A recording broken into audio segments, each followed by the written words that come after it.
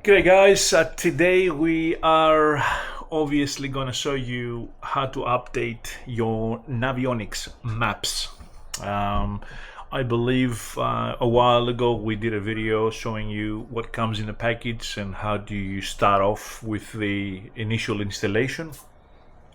Today we're going to give you a bit of a hint of how to upgrade those maps. So the maps that we have received a few months ago, they're receiving updates as time goes by.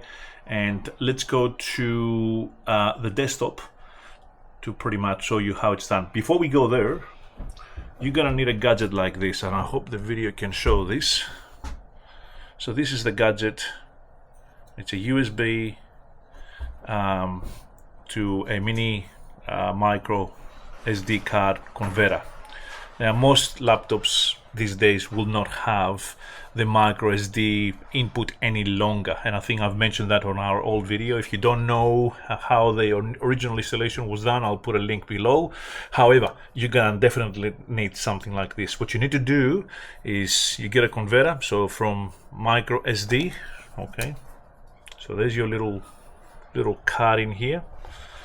Okay, and you just chuck it into this dongle, and then you can put it into any PC to do this. So you're going to need, it's got a bit of a slot at the front in here, and what you're going to need is you're going to go obviously to your Simrad, and you are going to open up your that little kind of door, and you're going to remove your SIM card from there while the unit is switched off. You're going to plug it into here, and then you're going to go onto your PC to install it and upgrade it. So let's go to the laptop and see how that is done. Okay.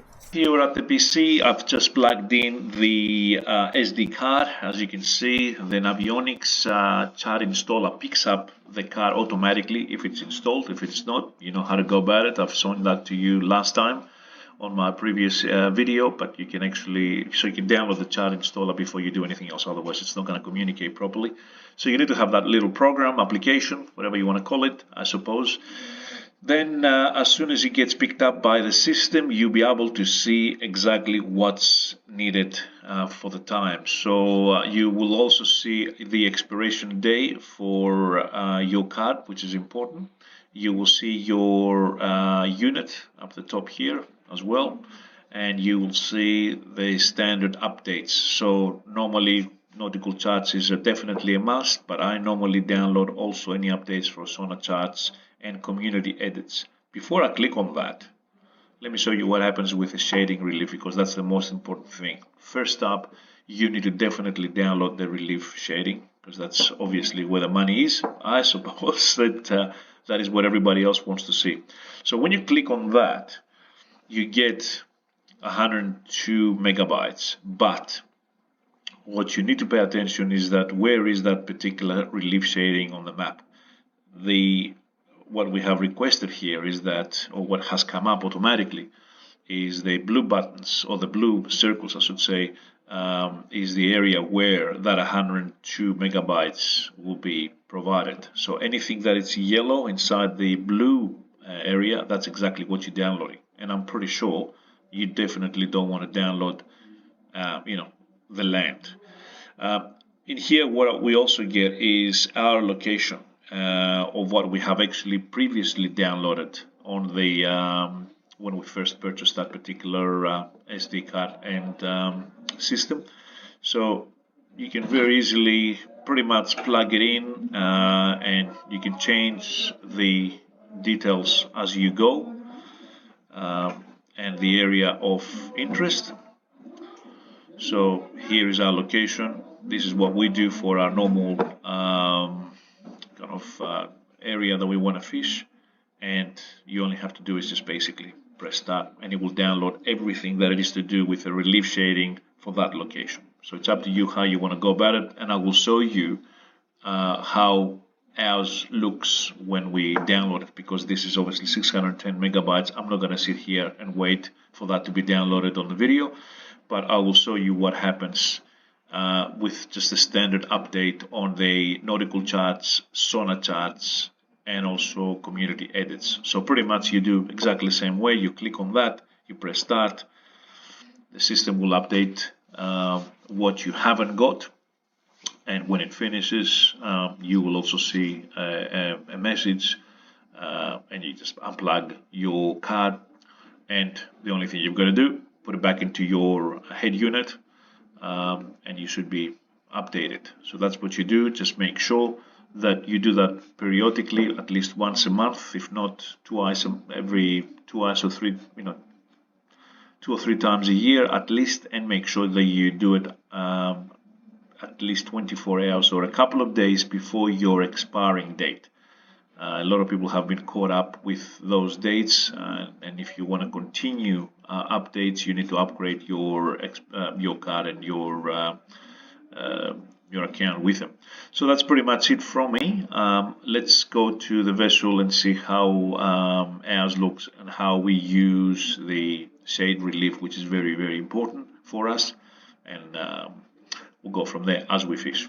We've got Junior riding out from the port, and this is a very challenging port at Hastings. It's a bit of an S. You have to be really, really careful, but thank God to our Simrad and Navionics with some details that we have done.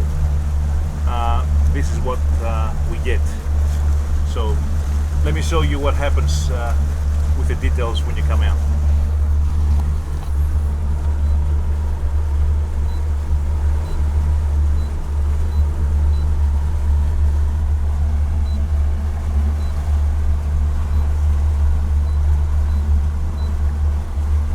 So this is how important it is to have a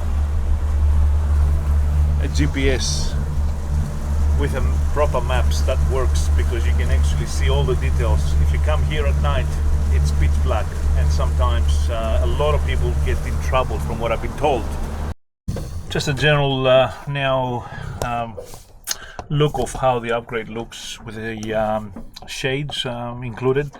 So this particular software provides you with, obviously, zoomed out the standard look, as you probably can see, but as soon as you start moving in, you can adjust if you want the shades, if you want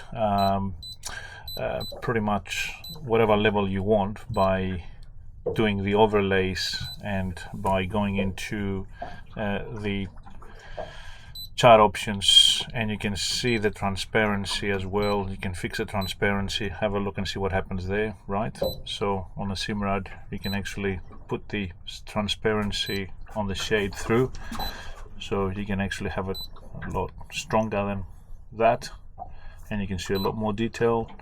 I prepared to have it run about in the middle, somewhere there. And if we want to zoom in, and you can see also obviously satellite images as well, as you can probably tell. Now when you zoom in, you can see the depths, which you can actually remove if you like, but I like to have also the depths coming in, the contours of how the seabed is.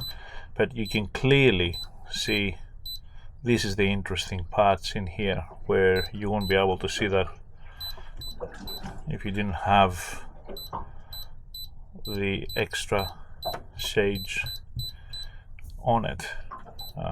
Really interesting. I mean, look at the detail and the holes in there. Really absolutely fantastic. Okay, so the update is absolutely brilliant, and I think we've made a good choice to go that way. So just demonstrating a very, very, very thin pass at Western Port, and you really need this particular map to be able to pass through. You can see how that particular pass is very, very thin, and you can only do this on high tide. With a map, we can actually see exactly where we need to be at. So you feel safe when you have those kind of shadows giving you the depth. So let's see how we go, eh? But you can see what's happening here. that's pretty much it from the update and how you do it and what it does and how it looks. But it's a brilliant product to obtain. Okay, thank you.